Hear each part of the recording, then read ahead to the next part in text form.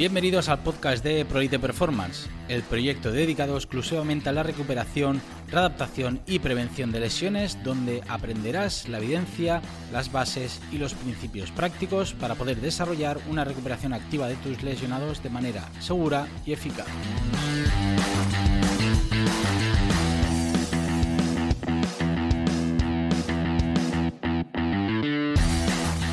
Muy buenas y bienvenidos a un nuevo capítulo de ProElite Performance Podcast, el podcast en el que hablamos de recuperación, readaptación y prevención de lesiones. Me llamo Víctor Segarra y antes de empezar con este nuevo capítulo me gustaría comentaros que ya tenemos disponibles en nuestra web www.proeliteperformance.com los próximos cursos presenciales que vamos a hacer en Alicante, Bilbao, Málaga y Jaén. Así que te animo a que les eches un vistazo.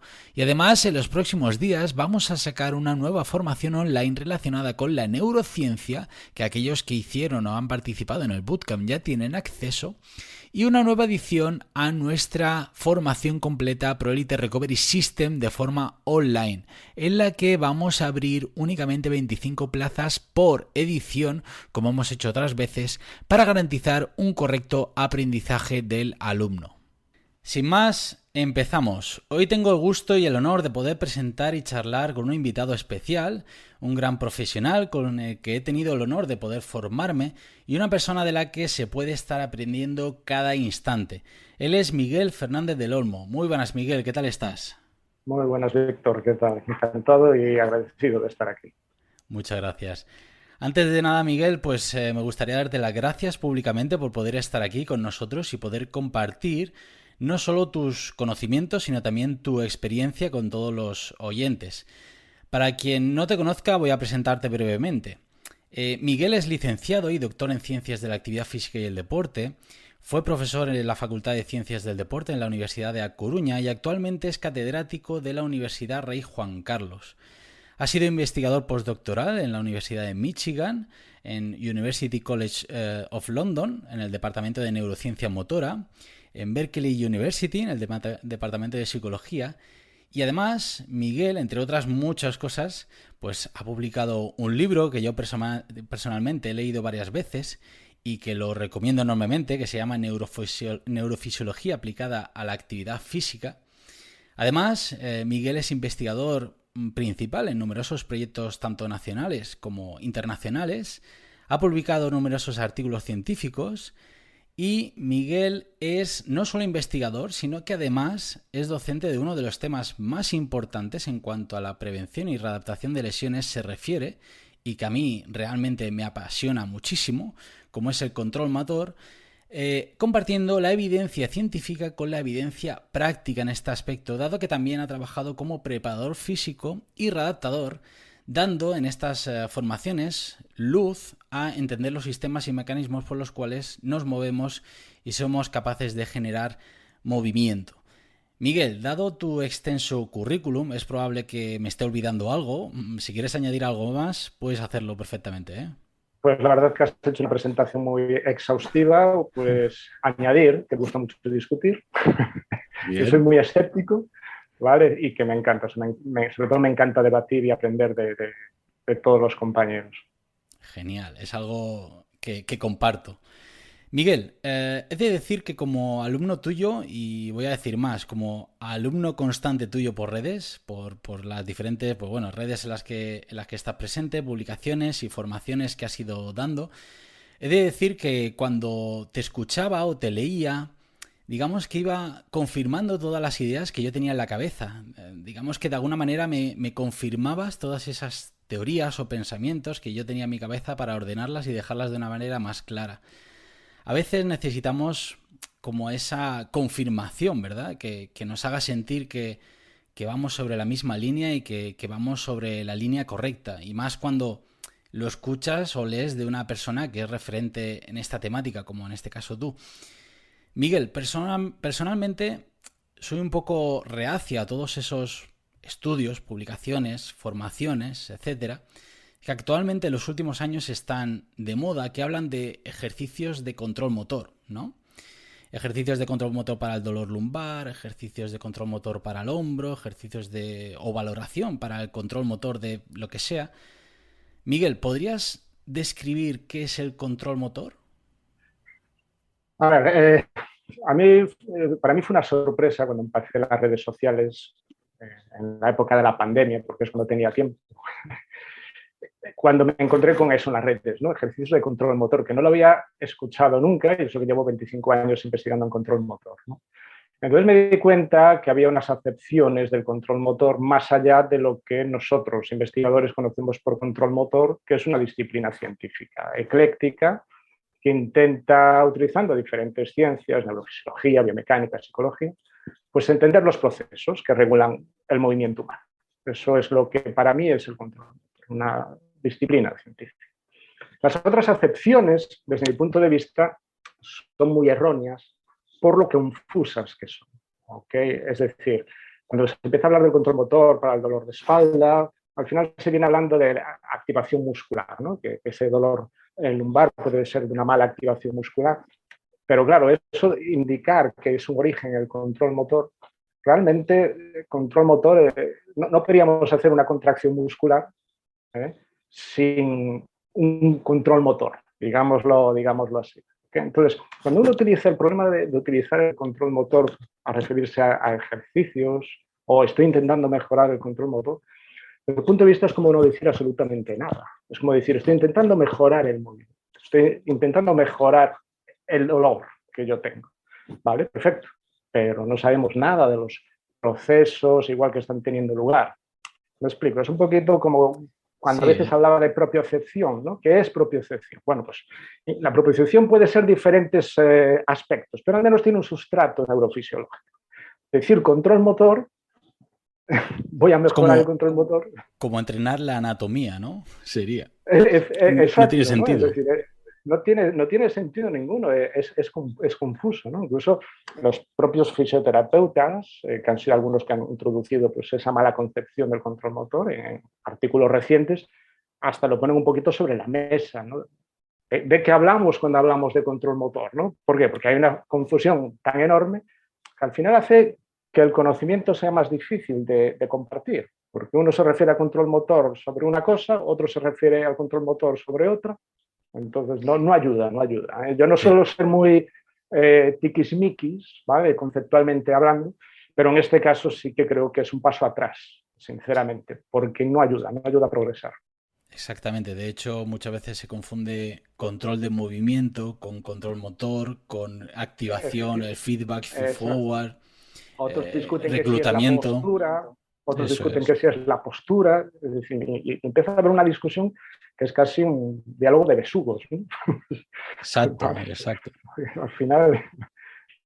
Miguel, por otra parte, ya sé que esto nos podría llevar mucho tiempo, ¿no? Incluso horas, pero a nivel neurofisiológico, ¿cómo se organizaría el movimiento? O sea, es decir, nos movemos gracias a... Me gustaría a mí saberlo, Víctor. A ver, hay muchas teorías que intentan explicar, ¿no? Cómo nosotros producimos un movimiento coordinado, adaptativo, eficaz. Y realmente ninguna de ellas es capaz de abordar toda la gran diversidad del movimiento humano. ¿De acuerdo? Entonces, digamos que no hay ninguna que sea mejor que las otras. ¿Ok? Quizás pedagógicamente hablando, que a mí me ha ayudado mucho a entender el control del movimiento desde un punto de vista neurofisiológico, es la teoría jerárquica, ¿no? De Hackley Jackson, de hace ya muchos años, en las que él viene a clasificar el sistema nervioso como en 3 niveles de diferente complejidad.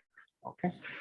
Que por supuesto todos los niveles están en comunicación con todos, ¿no? Entonces tenemos un nivel inferior que es la médula espinal, donde ahí ya podemos desencadenar una serie de movimientos que son movimientos reflejos, una estructura ya más superior a nivel de los ganglios basales, cerebelos, que ya van a controlar ya movimientos automáticos.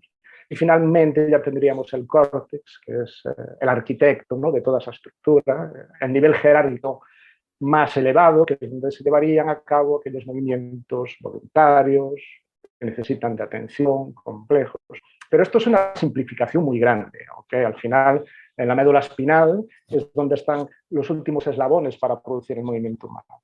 Cuando tú planificas un movimiento aquí, antes de dar la orden a la médula espinal, esas neuronas de la médula espinal, esas neuronas motoras, ya se empiezan a tunear, ya se empiezan a calibrar en función de lo que tú estás aquí planificando sin haber aún dado una orden. Es decir, la complejidad es enorme, ¿no?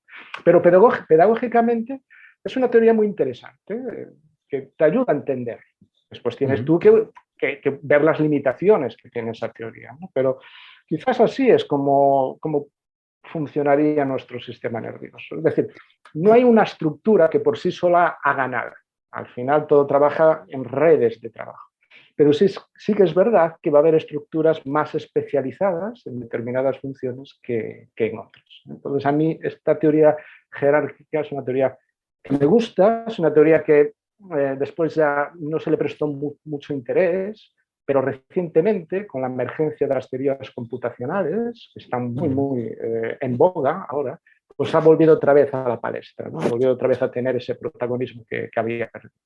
A mí es la teoría que quizás más me agrada.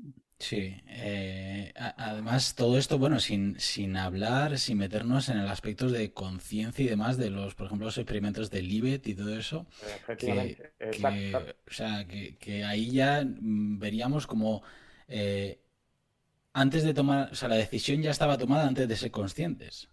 Efectivamente, esos estudios, desde el punto de vista filosófico, tuvieron un gran impacto, ¿no? Porque al final intentan cuestionar, a ver, cuándo somos conscientes o no, ¿no? Entonces esos estudios lo que venían a decir, resumiendo, es que existe un retraso temporal desde que tú tomas la decisión hasta que eres consciente de que la has tomado, ¿no? Entonces, yo siempre pongo el ejemplo este de que sales de casa, coges las llaves que están encima de la mesa del coche, las metes en el bolsillo y en ese mismo instante te pones a buscar las llaves, ¿no? Y dices, ¿dónde coño están las llaves? Fíjate todo lo que has hecho, has localizado las llaves en la mesa, las has cogido, ¿sabes? E inmediatamente estás buscando las llaves. Entonces, llega un momento en que funcionamos a tal nivel de automatismo que casi ya no somos ni conscientes, ¿no? Entonces, un poquito los estudios de Lieber venían, ¿no? a echar luz a ese aspecto del movimiento. O como cuando sales de casa, te vas de viaje y no te acuerdas si has cerrado la puerta o no. Lo haces tan automático que... Constantemente. Fíjate tú, es hablando del automatismo, una cosa que me llama mucho la atención. A mí me encanta Japón y cuando puedo, pues viajo allí. Y una de las cosas que me llama mucho la atención, tú vas en un transporte público, ya sea en un tren, en un taxi y tal, y vas a ver al conductor continuamente hablando y apuntando a los diferentes aparatos que tiene. Y eso es un sistema que desarrollaron los japoneses, que es el apuntar y el hablar. Eso rompe el automatismo. Y eso hace que presten atención a algo que es importante, para evitar que el automatismo haga algo que no debería de hacer. Pues mira, curioso dato que desconocía. Sí, de hecho, hasta intentan implementarlo, fíjate tú, cuando sabes que los japoneses son muy cabezones a veces, ¿no? Entonces lo intentan implementar a veces hasta para cruzar un paso de cebra, pues que mires a un lado, miras al otro, pero a veces estás despistado y no lo haces, pues ese sistema, ¿no? De miro, vuelvo a mirar, cruzo. Es decir, te haces en ese momento consciente, ¿no? Era simpático, ¿no? La anécdota esa. Interesante.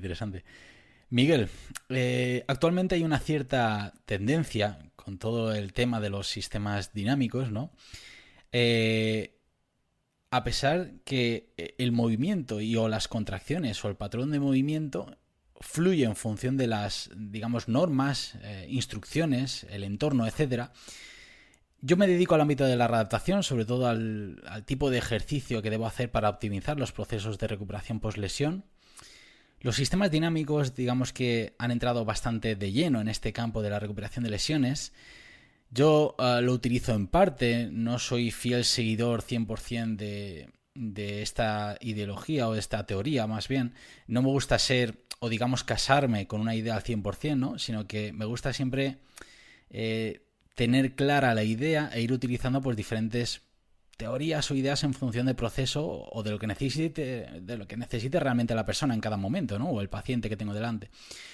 Entonces, yo en un principio, dependiendo siempre del paciente, por supuesto, pero al inicio de una lesión, cuando biológicamente existe una lesión del tejido o existe dolor, o ambos, quizás utilizo una forma de trabajar más, digamos, analítica y local, y poco a poco intento pasar un contenido, digamos, más abierto, ¿vale? Porque en algunos aspectos puedo mejorar más las alteraciones que veo, por ejemplo, cuando hay una inhibición muscular o falta de fuerza de un grupo muscular en concreto, voy a conseguir despertar o mejorar más esa musculatura de una manera más analítica y no tan global o genérica. Aunque después sí que vaya progresando poco a poco hacia aspectos o entornos más reales y así favorecer, digamos, que el movimiento emerja en base a instrucciones, material, etcétera, ¿no? Pero, Miguel, como experto en control motor y sabiendo que la teoría de los sistemas dinámicos es una teoría relacionada con el control y el aprendizaje motor, ¿cuál es tu opinión como experto o qué piensas de la teoría de los sistemas dinámicos? A ver, para mí la mayor aportación, lo primero, yo creo que el proceder tuyo es muy correcto. Es decir, no casarte, ¿no?, con ninguna teoría, porque como decía inicialmente, no hay ninguna teoría que explique toda la diversidad y todos los fenómenos que ocurren alrededor del movimiento, ¿no?, de los seres orgánicos. Entonces, creo que está bien pues, conocer las diferentes teorías, que alguna de ellas puede aportarte más en un caso que en otro, ¿no? Por ejemplo, desde mi punto de vista, las mayores aportaciones de la teoría de los sistemas complejos ha sido a la hora de analizar el movimiento, sobre todo movimientos de un carácter cíclico. Es un poco donde más se ha desarrollado, ¿no? Y entonces en estas aproximaciones quizás la mayor aportación es eso, es cómo se analiza el movimiento. Un tipo de análisis que hasta ese momento había sido bastante lineal y aquí empieza a ser no lineal. El problema que tenemos con eso, con los sistemas complejos, a la hora de establecer pautas, pues si sigues el sistema complejo para meter una constraint, un atractor que emerja un movimiento, es realmente saber el efecto de todo eso que estás haciendo, ¿no? Esa variabilidad que a veces se busca, ¿no? ¿Cuál es la variabilidad que es relevante o no es relevante a las tareas? Conceptualmente, el sistema dinámico, de los teorías dinámicos, es atractivo, ¿vale? Es interesante, ¿no? Pero desde mi punto de vista carece, quizás el mayor problema que le veo es que no tiene una base sólida neurofisiológica. De hecho, una de las críticas que se hace a los sistemas complejos es el que relega al sistema nervioso un papel secundario, lo cual yo considero que es un gran error. Por supuesto que el sistema neuromuscular interacciona con el ambiente, interacciona con la tarea, pero al final quien lleva la batuta desde mi punto de vista es el sistema nervioso, ¿no? Entonces, eso es una crítica que hago yo a los sistemas complejos. Y después el otro problema que hay es que la aproximación práctica de los sistemas complejos, ya sea el entrenamiento deportivo, ya sea la readaptación, es totalmente especulativa. Porque no es posible, al nivel de conocimientos que tenemos de esta teoría aplicada al movimiento, el obtener una serie de indicadores, una serie de reglas. Y eso no lo digo yo, el propio Newell, que es uno de los que más ha trabajado el tema de variabilidad, cuando él mismo hace una propuesta de intervención en base a la variabilidad para un aprendizaje, llega a la conclusión de que existen numerosas preguntas aún sin contestar que hacen muy difícil realmente el traspasar eso a la práctica, ¿no? Entonces, teniendo eso en mente, pues sí que podemos explorar, pero debemos de tener eso en mente. Lo digo porque el problema que ha pasado aquí en España, desgraciadamente, es que cuando llegó el tema de los sistemas complejos, fue abrazado por numerosos profesores del CAFIDE, ¿no?, sin una formación neurofisiológica y sin una formación mínima en control motor. Entonces, claro, lo abrazaron, no tienen criterios realmente para ser críticos y de repente parecía que era la solución a todo, ¿no?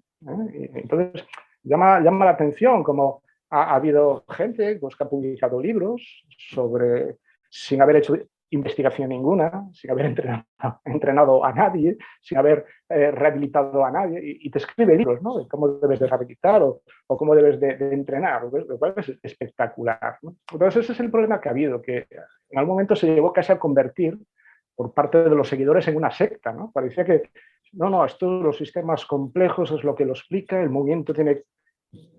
y había esa carencia, ¿no? Mira, yo tengo una anécdota, y que si no me enrollo mucho.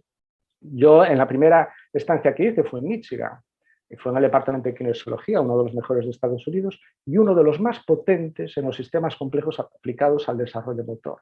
De hecho, ahí había estado Helen Turner, que fue la famosa investigadora en desarrollo motor, que demostró que los reflejos, algunos reflejos en niños no desaparecían, ¿no? Tú cuando coges a un niño pequeñito, lo inclinas y le pones el pie, empieza a hacer un... ¿ah? Entonces, la teoría de la evolución del sistema nervioso nos dice que al final los reflejos van desapareciendo. Entonces ella cogió al niño que ya no tenía ese reflejo, lo introdujo en una piscina y el niño realizaba ese movimiento. Entonces ella decía que el reflejo no desaparecía, que era el contexto lo que hacía que apareciera o no. De todos modos, después eso no se replicó. Ella, la explicación que daba es que mecánicamente, ¿sí?, ahora el niño tenía menos peso dentro del agua y de ahí que el sistema nervioso se adaptara y provocara nuevamente ese movimiento. Estudios posteriores no lo replicaron modificando las palancas de los niños. A lo que voy, era un centro muy, muy, muy potente. ¿Okay? Y allí estaba trabajando también Rosa Angulo, una gran investigadora española que hizo un INEF en Barcelona. Fue la que hizo todo el análisis biomecánico de las Olimpiadas de Barcelona, una tía inteligentísima, que trabajó muchísimos años allí. Cuando volvió a Barcelona durante una época, se sorprendió, ¿no? Porque allí en Barcelona, sabéis, en el INEF de Barcelona fue uno de los INEF que más fomentó todos los sistemas complejos, ¿no? Entonces, así en petit comité me comentaba Miguel, estoy alucinando de lo que estoy oyendo por aquí. Claro, de repente se encuentra con ella viniendo de los sitios donde más han desarrollado todo el sistema de sistemas complejos en el desarrollo y en el control motor, ¿no? Y llega de repente a una facultad donde había bastantes profesores ahí hablando y tal, y ella alucinaba, decía, no saben ni lo que están diciendo, ¿no? Entonces ese ha sido un poquito desde el punto de vista del problema, sobre todo después a la hora de formación de nuestros futuros graduados, ¿no? Que no se les ha dado otras perspectivas, ¿no? Para que ellos tuvieran un pensamiento más crítico, ¿no? Es un poquito el problema que yo veo. Y paradójicamente, el hecho de basarse únicamente en una perspectiva, en una teoría, es reduccionista. Es que al final, insisto, incluso en las teorías que más me pueden a mí gustar, porque te explica un montón de fenómenos, ¿no? Pues dices tú, siempre hay el típico cabrón que te hace un experimento y te dice, pues mira, ¿ves? Esto no se cumple con esta teoría, y dices tú, me cago. Entonces te refuerza en cuanto que sabes que prácticamente no hay ninguna teoría que pueda abordar todas las peculiaridades del movimiento. Entonces tienes que tener un poquito esa mente abierta. ¿Okay? Es un poquito mi consejo que yo daría. Tener De hecho, siempre esa mentalidad reflexiva. Por eso se llaman teorías, ¿no? Al final es una base Efectivamente, teórica. no son leyes ni son principios. ¿Okay? Exacto. Genial, Miguel. Pues muchas gracias por tu respuesta. Por otra parte, y relacionado con lo que acabamos de comentar, actualmente también hay mucha moda, ¿no?, sobre los focos atencionales, ¿verdad? Que si el foco externo es mejor que el interno, que si el foco interno hace disminuir el rendimiento, etcétera. ¿Qué opinión tienes sobre los focos atencionales? Pues mira, este es un claro ejemplo de una burbuja, que digo yo, investigadora, con repercusiones tremendas en el ámbito práctico. ¿Por qué digo burbuja investigadora? Porque si uno se para, se sienta y empieza a ver los estudios de donde surgen estas, no teoría, bueno, sí, le llaman la teoría de la constraint hipótesis, ¿no? La teoría del constreñimiento, ¿no? Y si observas los estudios, ves que son estudios metodológicamente, en ocasiones, ridículos. ¿Okay? Simplemente ya, digamos que vamos a conceder pulpo como animal de compañía. Es decir, vamos a conceder que cuando tú das una instrucción a un sujeto, ese sujeto está interpretando esa instrucción del mismo modo que la está interpretando otro.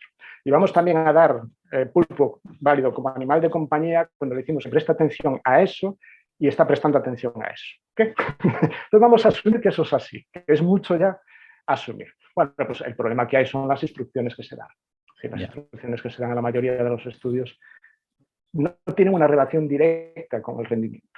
No son instrucciones que uno, si viene del ámbito del deporte en el cual se intenta evaluar, las has escuchado nunca, ¿no? Es decir, son instrucciones a veces ridículas, que no sabes muy bien qué significan, Después, los estudios nunca tienen una condición control, en la mayoría de ellos. Es una condición en la que tú no le dices nada al sujeto, le dices, tira canasta, punto. Bueno, eso ya es una instrucción. Claro, pero esa condición donde no hay un foco aquí, un foco allí, eso no se utiliza, ¿no? Entonces, quiero decir, yo de verdad que me sorprendió mucho cuando empecé a ver los artículos y claro, llegué a la conclusión, no yo solo, cuidado, a ver, no, sino hablando con otros investigadores, algunos de ellos que me rechazó un metaanálisis, ¿no? Sobre el tema, pero me lo rechazó y le tuve que decir, joder, es que tienes razón. Es que si publicamos esto es meter más fuego a esto del foco interno, foco externo, cuando no tiene ninguna base fisiológica, ningún principio del movimiento que justifique una división del foco de instrucción entre externo e interno. Eso es lo primero, ya no existe. Al final yo prefiero hablar de el efecto de la instrucción para este individuo, para este movimiento y para este contexto. ¿Vale? Porque no hay una instrucción que tenga unas características que valga para todos los sujetos.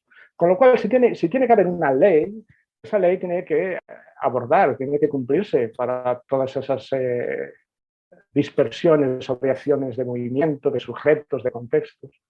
Y no es así. Y yo te digo, los estudios no se sostienen por ningún lado. ¿Y cuál es la sorpresa?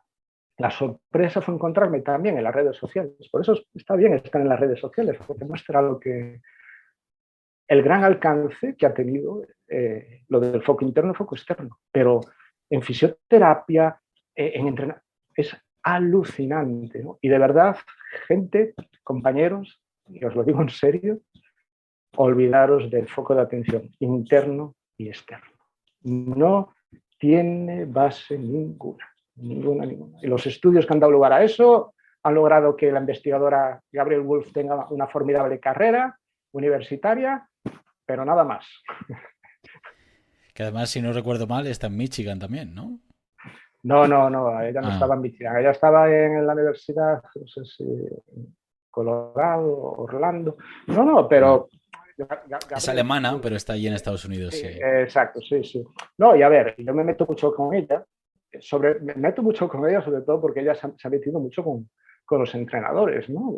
Diciéndole que se equivocan cuando dan instrucciones de foco interno. Mira, cuando el 90% de sus estudios evalúan el foco interno en una sola sesión. ¿Ok? Entonces, ¿cómo puedes darle instrucciones a los entrenadores que están con sus atletas mejorando ese movimiento, esa técnica durante meses, durante años?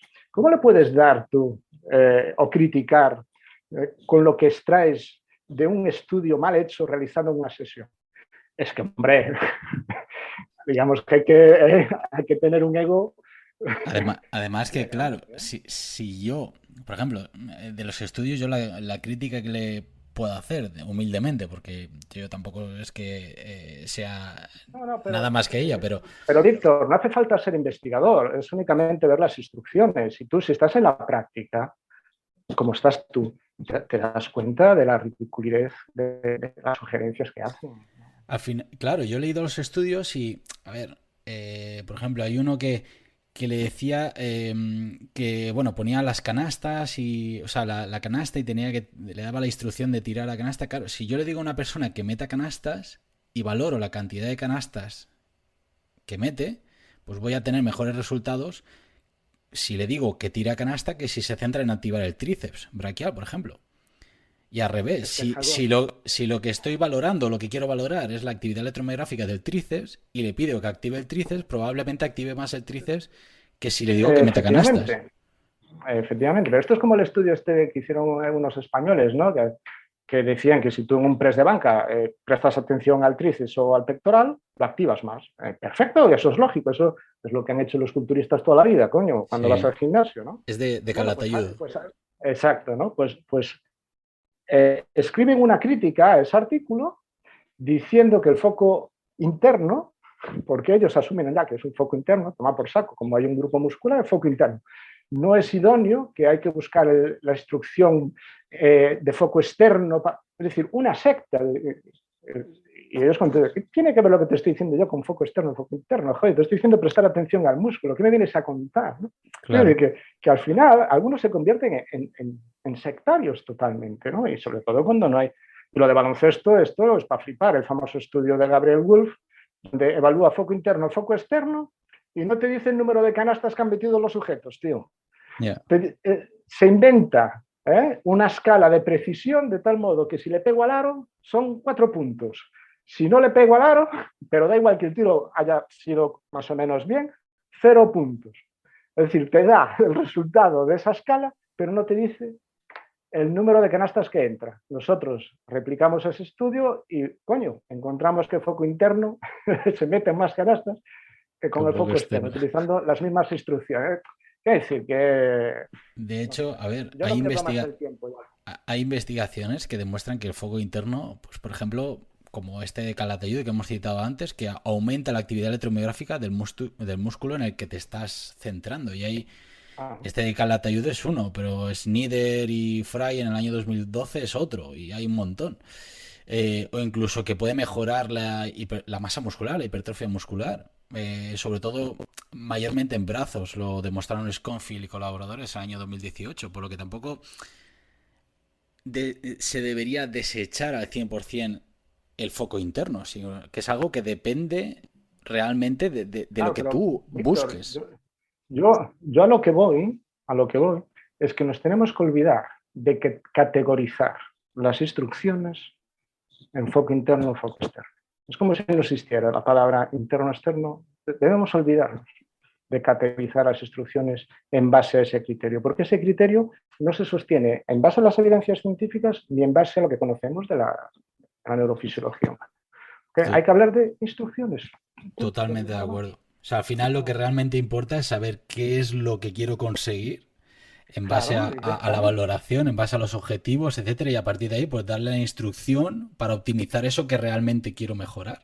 Que quiero mejorar la activación, pues céntrate en músculo. Que quiero mejorar el tiro, céntrate en el tiro. Al final. Yo tuve la oportunidad de colaborar en tesis doctorales y durante mucho tiempo estuve evaluando los saltos verticales. Cuando los saltos verticales eran con Carmelo Bosco, de hecho le hice la revisión al libro de Carmelo Bosco y tal, ¿no?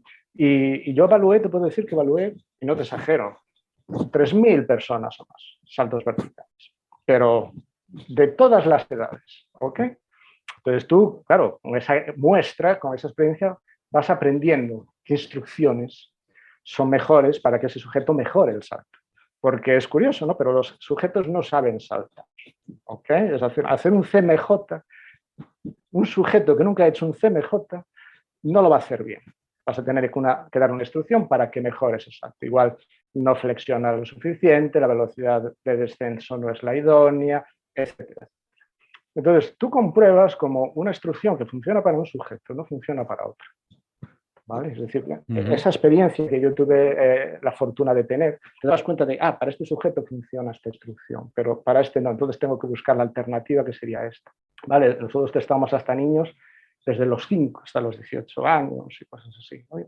Unos 1.500. Entonces imagínate niños de 5 años, enseñándoles a hacer SJ, CMJ, los hacían muy bien, los entrenamos.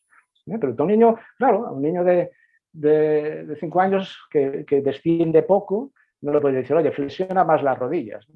¿Qué carajo sabrá el niño qué es eso de flexionar más las rodillas? Le dices, oye, mira, baja más el culo, ¿ok? ¿Vale? Pero a un tío de 14 años le dices, oye, flexiona más, y te flexiona más la rodilla, ¿no? Y así un montón de ejemplos, quiero decir, que al final no hay una norma en cuanto a al final la individualización, ¿no? Cada persona, pues yo lo veo mucho. Hay personas que cuando estoy readaptando, pues tienen miedo al dolor y tengo que ir con más, como estimulándoles, motivándoles, explicándoles que no pasa nada y tal. Y gente que al revés, que es muy lanzada y que tengo que decirle, que te vas a pasar. O sea que... Genial, Miguel. Pues no sé cómo vamos de tiempo, a ver si pudiéramos hacer una preguntita más, cortita. Sí.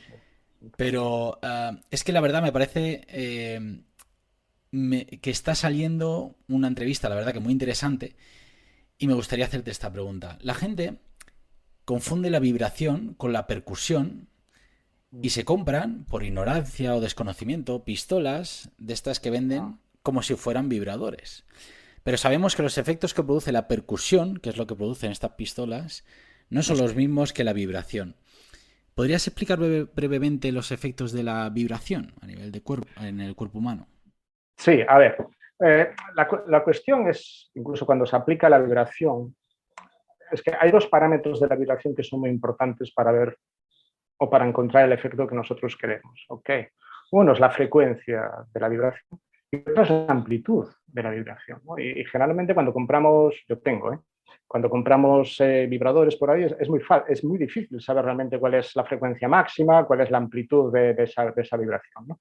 Entonces, partiendo ya de eso, no tiene nada que ver esas vibraciones locales que se hacen con aparatos de vibración, con aparatos de percusión, donde la frecuencia de la percusión es muy pequeña, ¿vale? Y la amplitud es muy grande. No voy a entrar aquí a decir qué ocurre cuando yo vibro a nivel neurofisiológico, que si estimulo las aferentes 1A de los usos neuromusculares y cosas así, que eso aburriría a cualquiera, ¿no? Y porque aún así hay discusiones de qué es lo que está pasando neurofisiológicamente. Sí, porque además en el uso neuromuscular es una frecuencia, en el órgano tendinoso de Golgi es otra. Exacto, las terminaciones primarias es una frecuencia, las secundarias es otra, con diferentes amplitudes, etcétera, etcétera. Pero lo que sabemos, por ejemplo, de la vibración local, ¿no? A la hora del priming, que a veces se habla ahí de utilizar la vibración en ese músculo que yo quiero activar a continuación, aquí hay muy pocos estudios que realmente nos digan algo. Hay muy poquitos trabajos. Quizás hay un estudio muy interesante en el que yo participé de sujeto también experimental, que era para utilizar la vibración con gente que tenía distonía, ¿no? Es decir, que de repente un músico que de repente no podía tocar, ¿no? Entonces ahí nos vibraban diferentes músculos de la mano y nos obligaban a poner atención porque la vibración, la frecuencia iba a cambiar. Entonces nosotros teníamos que prestar atención y decirle a la investigadora cuando cambiaba, cuando no. Y cuando utilizabas esta vibración en estos músculos de la mano, en músicos que tienen distonía, que tienen problemas, mejoraban muchísimo el movimiento nuevamente. Y ocurrió una cosa en ese estudio también muy simpática, que los sujetos sanos, nosotros, también mejoramos. ¿Vale? Es decir, es como de alguna manera esa vibración, ese input sensorial, al cual había que prestar la atención, favorecía pues ese control, ¿no? En ese movimiento que estábamos evaluando. Pero esto fue un estudio, fue un hallazgo secundario de ese estudio principal, pero no se siguió por ahí desarrollando más. Con lo cual, hay muy pocos trabajos que hayan evaluado el efecto inmediato de la vibración en cuanto a priming. ¿De acuerdo? Después, sí que hay trabajos que han evaluado, y ahí coinciden todos, tú aplicas vibración en un músculo durante 30 minutos y pierdes fuerza máxima, y se produce una mayor inhibición de ese músculo. Esto es un efecto agudo que se replica en todos los estudios. ¿Okay? Y ya, cuando ya utilizas la vibración a lo largo de sesiones, como si fuera un entrenamiento, los estudios no son muchos, algunos metodológicamente no son los mejores, pero parece que hay una mejora en la fuerza muscular. ¿De acuerdo? ¿Vale? Cuando se utiliza de manera repetida a lo largo de diferentes sesiones. ¿De acuerdo? Pero claro, eso es lo que sabemos de la vibración local. Sobre la percusión, he leído pocos trabajos, realmente, pero yo me imagino que, claro, eso es un impacto muy grande, es una amplitud de movimiento muy grande, es una frecuencia muy baja en comparación con las vibraciones locales que usamos, que podemos estar en 100 hercios. Sí. Con lo cual yo no sé si puede tener algún efecto, y no me imagino esas pistolas aplicarlas 30 minutos, ¿no? No, y además en un tendón o en un ligamento que... Hay algún estudio que ha comprobado que se producían ciertas lesiones, ¿no? A ver, tiene sentido, es como si te dan con un martillo en el músculo durante media hora, vamos. Yo he leído que produce un efecto analgésico más bien, o como de sensación de alivio. Es lo único que he leído que puede generar. Incluso algo de aumento de la amplitud de movimiento de forma aguda. Pero tanto como activación o cambios de priming a nivel cortical y demás, Habría que verlo. La vibración, por ejemplo, cuando tú aplicas vibración a un músculo y realizas un estiramiento, sí que mejoras la amplitud del movimiento. La teoría es esa teoría famosa del gate, ¿no? Es decir, al final, la limitación de un estiramiento es el umbral del dolor. Estimulas el umbral, claro. Haces Si aumentar. ahora yo meto vibración, lo que estoy haciendo es que hay un montón de impulsos de aferentes, que van a la médula espinal, la saturan, no deja que los impulsos del dolor entren, entonces eres capaz de alcanzar una mayor amplitud. Eso se ha visto incluso con vibración de todo el cuerpo, ¿no? que se gana amplitud del movimiento. Con la pistola, no sé, me costaría creer que es así, pero no lo sé, de verdad. No lo sé. Habría que verlo.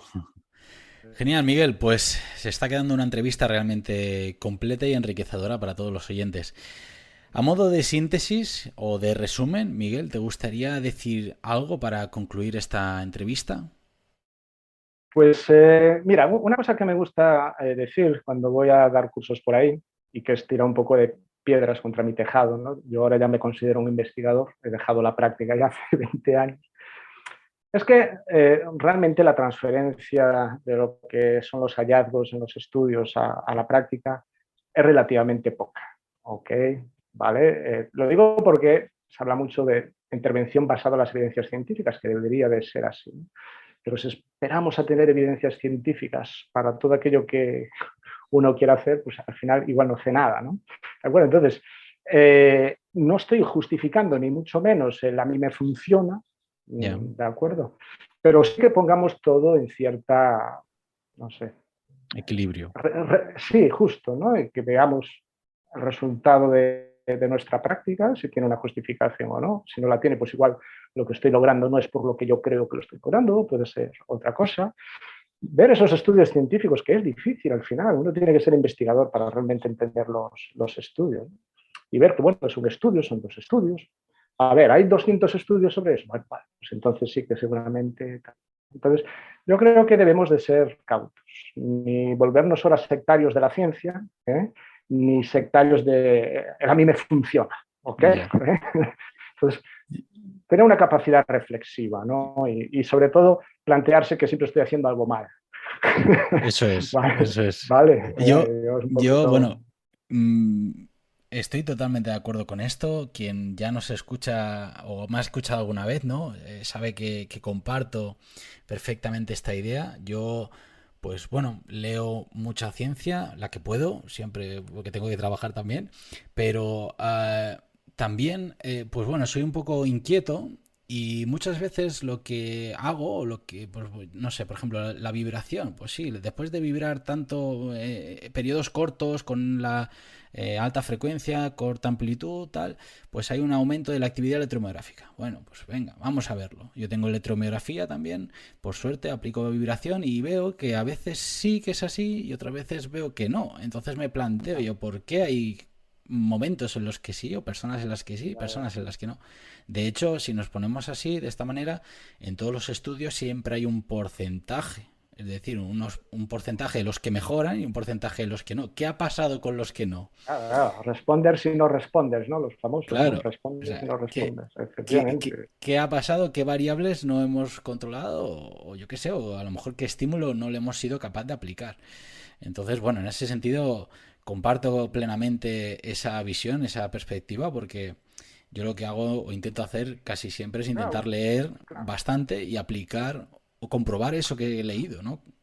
Al final, cuando uno está en la práctica, a mí me pasaba cuando estaba de redactador y tal, buscas certezas, ¿no? ¿De acuerdo? Es decir, joder, si me dieran una receta, hago esto, 2 Eso más es. 2 igual a 4, un poquito lo que buscas, sobre todo porque también tienes inseguridades y cosillas así, ¿no? Pero después tú lo sabes, Víctor, que cuando llevas ya años te das cuenta que 2 más 2 no es igual a 4 y que hay que aprender a vivir con incertidumbres. Eso es. Porque esa es la realidad que tenemos, ¿no? Hay muy pocas certezas, ¿no? Cuando uno está en la práctica y hay que convivir con esa incertidumbre. Exacto, exacto. Muy buena apreciación y resumen, ¿no? De lo que es la charla para que la gente, pues bueno, tenga en consideración. Sin más, Miguel, muchísimas gracias por estar aquí. Es un orgullo y un honor tenerte aquí con nosotros. Que sepas Gracias a ti. que sepas que seguiré de cerca todos tus trabajos y publicaciones y cuando esté por Madrid, pues me acercaré a la universidad a visitarte si es Por posible. supuesto, hombre, te enseño el laboratorio encantado, joder. Hecho, te cojo la palabra, ¿eh? Hombre, cómo no. Miguel, muchas gracias por brindarnos esta magnífica entrevista y por compartir tu tiempo y conocimiento con nosotros. Ha sido un verdadero placer poder compartir esta charla contigo. Gracias a ti. Y si queréis aprender más con Miguel, que sepáis que el próximo 17 de octubre se iniciará el curso superior universitario en avances en el control del movimiento humano, que será 100% online, avalado por la Universidad Rey Juan Carlos, que lo impartirá Miguel Fernández del Olmo. Para matrículas, la matrícula se realizará a través de la plataforma online de la Universidad Rey Juan Carlos y existe un plazo de preinscripción del 1 al 30 de septiembre, con lo cual no te despistes, inscríbete porque vas a aprovechar mucho la formación y te animo a hacerlo. Y a vosotros deciros que muchas gracias por estar al otro lado escuchando esta charla. Nos escuchamos y vemos en siguientes capítulos. Un saludo a todos.